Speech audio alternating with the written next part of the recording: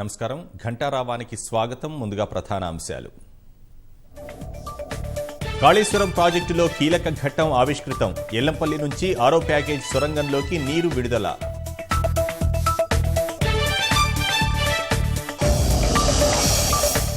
తెరాసవి రాజకీయ కక్ష సాధింపులు, అక్రమ కేసులు పెడుతున్నారని ఉత్తమ్ మండిపాటు.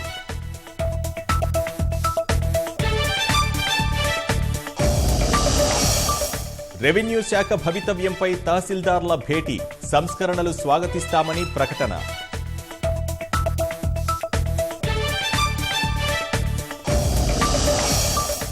రామచంద్రాపురంలో దారుణం, భార్యపై అనుమానంతో 2 పిల్లల్ని బలిగొన్న తండ్రి.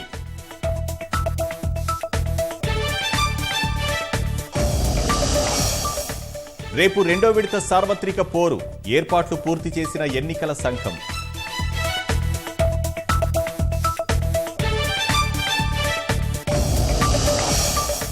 అకాల వర్షాలకు అతలాకుతలమైన ఉత్తర భారతం, 50 మంది మృతి, పంట పొలాలకు తీవ్ర నష్టం.